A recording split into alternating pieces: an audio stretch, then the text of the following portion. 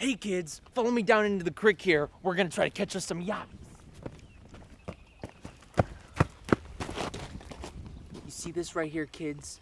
This is the prime habitat for what we call crawdads, right? Crawdads are actually from the species of lobster and are actually called crayfish, but are given numerous nicknames. You heard me back there say they were yabbies, but they're also known as cradids, crawdadids, and even some people call them mud bugs.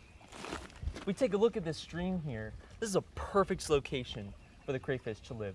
We got slow moving water coming across with lots of rocks to provide cover and shelter for these boys. Let's have a quick look and let's see if we can catch one. Just check underneath this rock here. Nope, this one's empty. Let's give this one a quick look.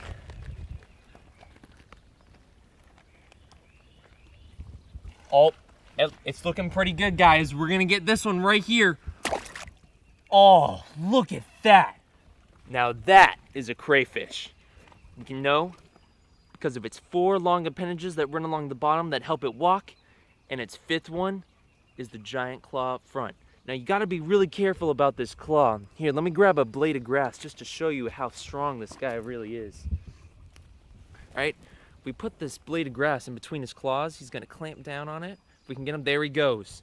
You see that? You do not want those pinchers coming down on you. And if we look at the end right here, there's 2 little sharp pointy bits. That gets in your fingers, that's gonna slice you right open.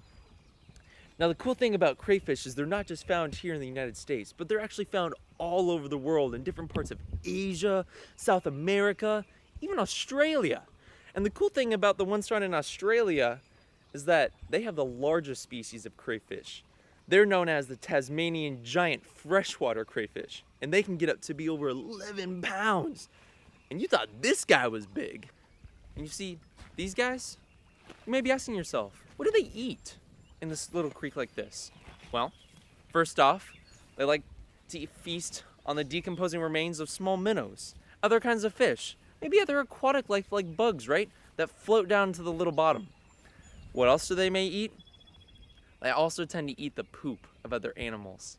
That's right, other animals that poop in these very streams, these little guys go feasting on. And now why would I bring this up? Let's come over here and I'll explain. So why exactly would I mention what these guys eat? Well, it has to do with an Old Testament principle of something that God actually spoke to Moses in the Old Testament. You let me put this guy down here real quick and grab my Bible? I'll further explain. You see, these guys in the Old Testament are actually considered as unclean. Yet so many people eat lobster, eat crab, even eat crayfish today. And why do they do that? So if we turn back to Leviticus chapter 11, verse 9 and 10, it says, "Of all the creatures living in the water of the seas and the streams, you may eat any that have both fins and scales.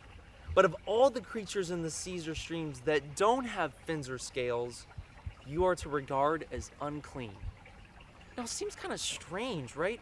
Why would Jesus put restrictions on what we eat? Doesn't God want us to enjoy what we're eating?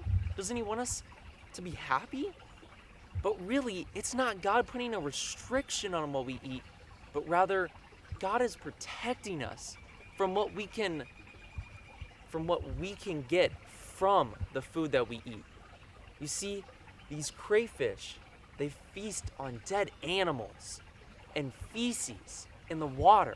And those things carry a lot of viruses and diseases that then transmits to the animal itself. And when we cook them up, we think, right, that boiling them, cleaning them is going to get rid of those diseases and viruses, but really they're still present within the animal. And God is protecting the Israelites and us today from catching these diseases and viruses from these animals simply by just not eating them.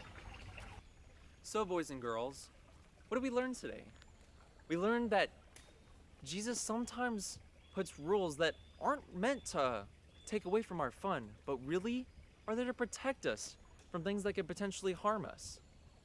Now as for this little guy, we're gonna put him back in the stream and let him go. There you go, little guy. Well, that's all I got for today. So until next time, I'm Nature Boy, and I hope you guys go out and explore nature.